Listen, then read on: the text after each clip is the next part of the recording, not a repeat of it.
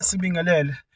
Kule video sifisa ukukhuluma ngongakwazi ngesizwe sakwaZulu Natal. Right? Ake siqaleke. Olizondayo iBhayibheli awungenzele nje fast. Angeke ufe ngokwenza lento eyodwa. Thatha iBhayibheli lakho uvula incwadi kaMateyu chapter 4. Uzolithola lonke iqiniso lalento engikhuluma ngayo. Incwadi kaMateyu chapter 4 qala ukufunda kuverse 13. Uzothola lapho iBhayibheli lizokutshela ngokuthi uJesu wabe esesuka eNazaretha wahamba waya ezweni likaZebulun noNaftali. Uma ngabe lisho njalo ke lithi uma ngabe enza njalo uJesu wayegcwalisa isiprofetho sika Isaya. UIsaya umprofethi omkhulu eBhayibhelini waprofetha ukuthi uJesu angeke abuyele ezulwini enganyathelanga ezweni likaZebulun noNaftali. Kana bengathekha ke abanye kula amavideo ami engithi ngayidelete bebuza ukuthi uma ngabe uthi Africa likhona eBhayibhelini pho thina amaZulu sikhona yini eBhayibhelini. Ngithi ke mina ke amaZulu akhona eBhayibhelini futhi agqame kakhulu. Lalela le ncwadi engikutshela yona Mateyu chapter 4 qala kuverse 13. uZebulun lo ekhuluma ngawo lapha eBhayibhelini uZulu loyana. Uzozwa phela mangabe iqhubeka incwadi ikhuluma ithi ikwiZebulun and Naphtali region. So abelungu ke base uZulu ke noNaftali izizwe ezimbili lezo ezahlangana zafoma isizwe esodwa esabe sesibizwa ngokuthi uZulu Natal. uZulu esukela kuZebulun, uNathali esukelwa kuNafithali. uNafithali noZebulun bafoma isizwe esodwa kwaba uZulu Natal. Ne? Kuthiwa ke lapho kuJesu ke wahamba ke waya kulelozwe wafike wahlala khona. Yes, sifisa ukuthi siveze lokho ukuthi kuyiqiniso. uZulu uvelaphi na? NgokweBhayibheli lakho kubhalwe ukuthi nawo amadodana kaMngoni abhaliwe eBhayibhelini lakho, right? Amadodana kaIsrayeli ngolimi lwaseBhayibhelini, ngolimi lwala owafundiswa lona kuthiwa umnguni kanti awamngoni, right? Nawa kamadodana ngicela sibuke indodana yesi-10 uZebulun. Lo Zebulun olapha li-edithiwe lela gama. uZ u-right, u-E, B u-wrong, no-N egcineni u-wrong. Kuphuma ba lapha? Kuphuma uZulu. That's how you get i-tribe yakwaZulu. Sidlule kuZulu sekunumber 6. u-N u-right, u-A u-right, u-PH u-edithiwe. Kuphuma ba? Kuphuma uNatali, uZulu Natal. Laba bobabili ama-tribe awu-2. Ngaphansi kwaNatali kuphuma abaSembo, ngaphansi kwaZulu kuphuma uZulu. Lama tribe womabili enziwa isizwe. Khona umehluko phakathi kwe-tribe nesizwe. Right? Kahle kahle isizwe sabalesi, isizwe samngoni. Right? So lama tribe woma-2 iwona atholakala kephi? KwaZulu Natal, kodwa ayisizwe samngoni. Right? Ake siqhubeke nayo ke siveze okunye ongakwazi ngesizwe sakwaZulu Natal noma ngesizwe samngoni. Ake siqhubeke. Okwesibili ongakwazi ngesizwe sakwaZulu Natal noma ngama tribes akwaZulu Natal. Nakho kuthiwa lana the tribes of Zebulun, ukhumbula uZebulun ukhipha uZulu, and Naphtali abaSembo were known in the Bible as fierce and courageous warriors.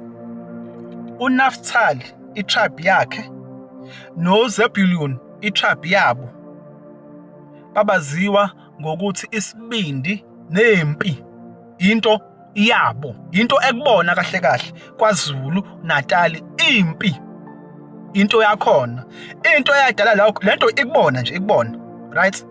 Into eyadala lokho ukuthi bangasolwandle uZulu noNatal, bangasolwandle izimpi eziningi noma izitha mehlasela beziqala kubona. Uma usukhonkalisha uZulu Natal ubusuqedile. right? I-warrior spirits into eyanikwa bona uZulu Natal. Kuyashuka into endala lento yokuthi abantu bakwaZulu Natal impi bayephaka. Ake siqhubeke nayo. Ake siqhubeke sizwe ukuthi kuthiwani la ngoZulu Natal, isizwe sakwaZulu Natal, right? Kuthiwa lana Zebulun uZulu loyo and Naphtali were two Israel tribes. Khona ama-tribes, khona isizwe. Thina siyisizwe samngoni.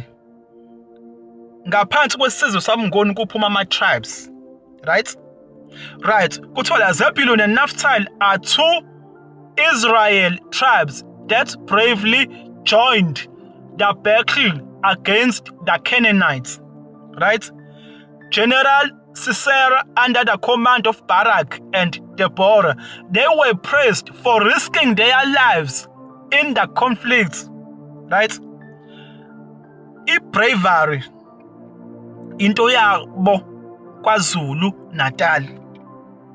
Impi into yabo kwaZulu Natal. That is why lesizwe sakwaZulu Natal mhla sibunjwa, mhla sihlanganiswa, kwalethwa isiqhwaga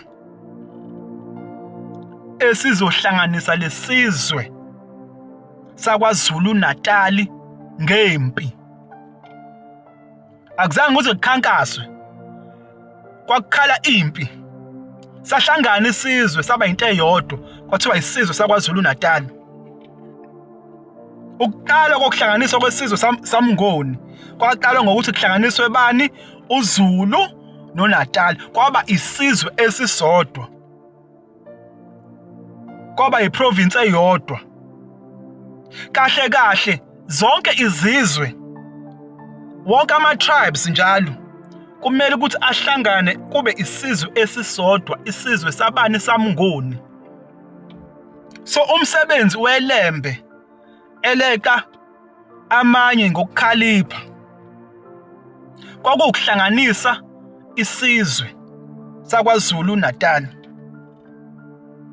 Why kwakumele ukuthi sihlangane lesizwe? Ingoba kwakunokukhanya okubikezeliwe ukuthi kuzoba khona ezweni lakwaZulu Natal. Sakubonana lokho kwaJesu. Ukuze ukukhanya kufike endaweni engenakho ukuchitheka kwegazi, kwakumele ukuthi lesizwe sakwaZulu Natal sihlangane sibe munye, sikwazi ukulalela izwi elilodwa. Kwakunezimpi kakhulu kwaZulu Natal, impi nje into yakhona. And nobukhosi babuhlukene kakhulu, kaningi, ziningi izimpi. So ukukhanya kwasezulwini, sengikhuluma ngobuNazaretha-ke, kwakungeke bufikele endaweni ehlezi nezimpi. That's why isizwe sakwaZulu Natal kwakumele ukuthi sihlangane kube isizwe esisodwa kwaZulu Natal. Kwakumsebenzi welembeke lokho ukuthi kuhlanganiswe lesizwe sakwaZulu Natal. It was not a mistake. Ukubezwe abantu besho bethi kule ndawo yaseNatal bethi mina ngiyena umZulu. Ngokuba i-tribe it's fine, awuyena umZulu siyavuma. Kodwa siyisizwe njengamanje. And akupheli ngokuthi siyisizwe sakwaZulu. Inhloso ukuthi wonke ama-tribe ahlangane akhe isizwe esisodwa, isizwe sabangoni, isizwe samngoni. Iphele lento yokuthi mina ngumSuthu angena umZulu, mina ngumTswana angena uMpedi, mina ngumSwati angena owaSembo. Kumele iphele yonke le nto leyo, sibe isizwe esihlangene. That is why uJesu wayethi ngizobutha abendlu ka-Israyeli echithekileyo. Njengamanje sichithekile, siyakhombana sama-tribes ahlukahlukene. Mina ngumZulu, mina ngumXhosa. In the end kumele sibe isizwe samngoni njengoba kwakunjalo. So kwaqala ngokuthi kuhlanganiswe uZulu noNaphtali ngenkosi iLembe uShaka Zulu. Kwathi uma inkosi iLembe sesihlanganisile isizwe, sesihlangene, sesikwazi ukulalela izwi elilodwa lapha kwaZulu Natal, kwabe sekufika kuzalwa inkosi yamaNazaretha elethe ukukhanya esizweni saMngoni.